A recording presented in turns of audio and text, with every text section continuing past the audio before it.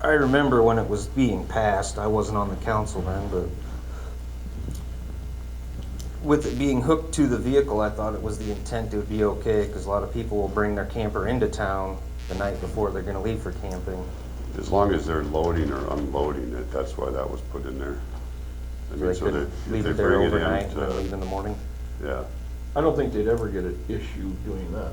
No, I don't think so The issue either. came in is when I come back with Gonna my spend the camper summer and I park it there, and 2 weeks from now, I'm gonna go camping. Right. I mean, it's annoying the crap out of my neighbors. That's where we start running into the problem. So you have to draw the line somewhere. Since we began this, we've had verbal compliance on 95% of everything. We'll knock on the door, we'll tell folks. The overnight stuff that you're referring to, that's really not an issue. Maybe it might be somebody with a boat who's coming in at 7 o'clock at night and they're gonna leave in the morning. Really not an issue. It's Well, just this is a that car trailer. car trailer, and if it's not being used, There's a car in it, and it's hooked to their vehicle. I mean, it's not actively being used. It should probably be moved within a day or two. And by that, you don't mean like odd even moving it every No. day as long as it's in a different location? No, I think we've had the ordinance in place for 18 months, not very long, maybe 2 years. Couple years. I could count on one hand how many tickets we've given. We really like to knock on the door and ask for verbal compliance. And the ones that we've given tickets on, we didn't get the compliance, so everybody's working with us, and we try to work with them. Okay? Anything good? Yep. Thank you. Oh, yeah. That's it. I got a few things. Wayne Chipper was here, it was about the cemetery, and my grandkids were in town over the holiday weekend. I was giving them a ride on the four-wheeler, and we went up, drove through the cemetery and stuff, and, 'cause we got a active maintenance schedule on those roads. Some of those roads up in there really need to be, Brad's, I don't know if Brad has a cost to it. I might have a cost, but it'll be, It's in gonna be there? addressed. okay, good enough, because just some of them are really nice, but yeah. Second thing is on housing, Mark. I would really like to see you emphasize with developers as they're putting their plans together, trash containment that is acceptable. And it's kind of it's a tough one, because, I can think of a lot of the airport. I've gotten complaints about trash in the past, the Abbey. And I know that you have to offer large trash units for these people, and you can't control people moving in and out. But I would like some sort of a trash control that you emphasize, that is really, yeah, so that we don't have those complaints and we don't trash up our town with the winds that we get and whatnot. And then this one was just a reminder, and I know I don't get to call the shots on this, but I would really like to see Lamar's maintain the plywood trail to the north edge of Merrill, not a group. Okay, now I want to take this just a little bit further. I fully understand why they can't build a retaining wall on that one slope, but my biggest concern is I want Lamar's to take an active role in making sure that's seeded and watered and established before torrential spring rains, if possible. Because I look for that trail to be a foot in mud until that hillside gets good and established.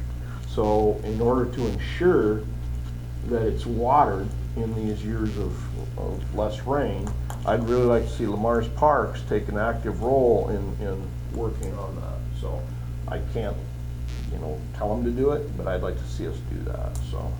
Well, yeah, okay, so initially, yeah, so we will maintain it, our parks crew, Okay, down to Merrill. okay, That's part of our agreement with the plywood committee. I thought they were going to maintain these trails, now I'm asking. No, we will, each city will. Whoever Okay. is, so Sioux City will eventually, they've got the same type of agreement. Okay. Sioux City will maintain it from Sioux City to Hinton, Right, okay?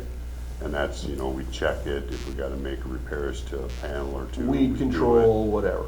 And we submit those costs to plywood, and then they reimburse us. Okay, okay. Okay, so we'll make, I've already talked to Brad, that we'll make our routine trips up and down the thing to make sure that there isn't cars crossed it. Okay, And stuff like that, rocks on it. right, We'll do, I mean, that's what we're gonna do already. okay, good.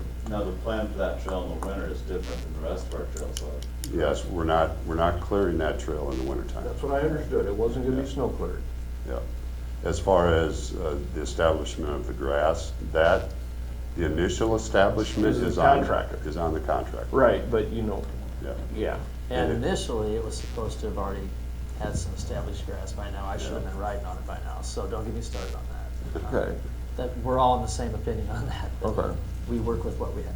right, but I just want it to be a nice, I've considered. Yeah, we'll it go a- up and down and mow it. I've considered it a We'll mow it on lineal each side. park, which is what we're calling it, so I want it taken care of. I really want it taken care of, so. Same. It's, you know, I think it's, so, And I have at least one cyclist member who's gonna tell me the minute something's wrong, because he tells me about every other spot. And I talk to the city people and they get out and fix it. It's a good relationship. I like the way that works. okay, that's all I got, that's all I got. I just want to pass on condolences to Councilman Witt on the death of his sister, and I'm sure that's where he is today, but condolences to him and his family, so. And I didn't have anything else, so Mark? Yeah, I guess I'm just really curious every time we meet to hear more updates on the Erdmanville. I drive by it all the time. It's like, when am I gonna see things going away? And maybe I've heard this, but it seems kind of like, I don't know what to tell people.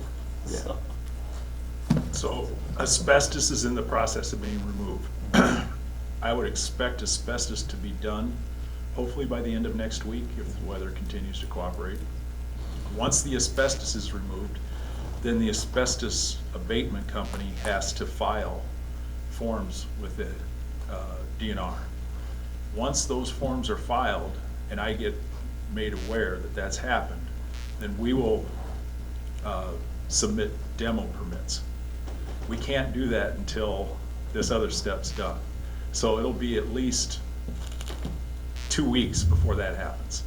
And then once I submit the demo permits, we can't demo till 10 days after DNR receives those. So realistically, you're looking at January before, and we have no control over it. We're ready. It's just following DNR regulations. And I've been in contact with Dell, and he's very aware.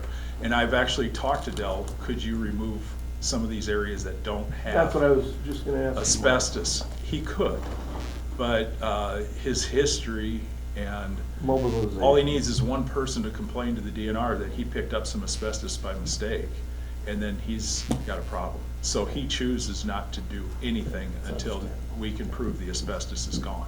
Once that's gone, so I understand frustration, but it's rules that we have to follow. no, and I totally get that. Yeah. I just want clarification, so when people We're- ask me, and I really don't know. We're getting closer, and I've talked to the DNR, and I asked if I could submit the demo permits and have them sitting on the desk so the 10-day clock starts now, or the day they get them. He said, I can't until they receive them. It's just the way their bureaucracy works. And can Dell demo in the dead of winter? Yes, He can, so that shouldn't be a holdup. no. I'm just trying to think of how many structures up there where frost would affect the basement or Yeah, I'm just it's curious. a house, Erdman house.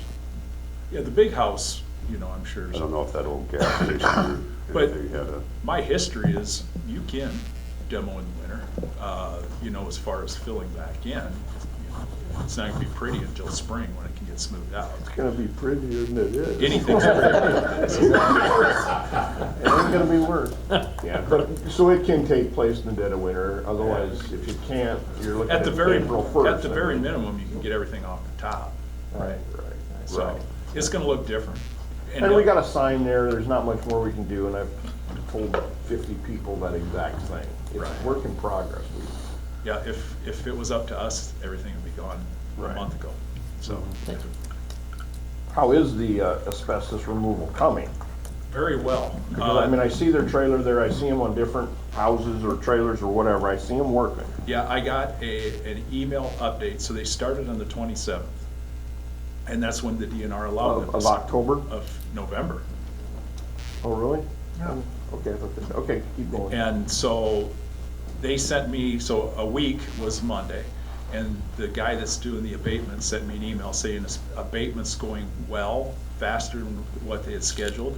They had scheduled 4 weeks for this project, and he believes it'll be done in 3. Good. It's not that there's a ton of asbestos in any structure, It's scattered it's just a out. lot of scattered out everywhere. Right. So, Fair amount of caulk, asbestos caulk. yeah, that didn't and know there was chimney such a thing. flues, some flooring. terrible back in the day for that. Yeah. Oh, really? So it's just a little bit scattered everywhere. So they're getting there. Thanks, Mike. Anybody have anything else? Motion to adjourn. Second. All those in favor? Aye. Opposed? Carried. We are adjourned.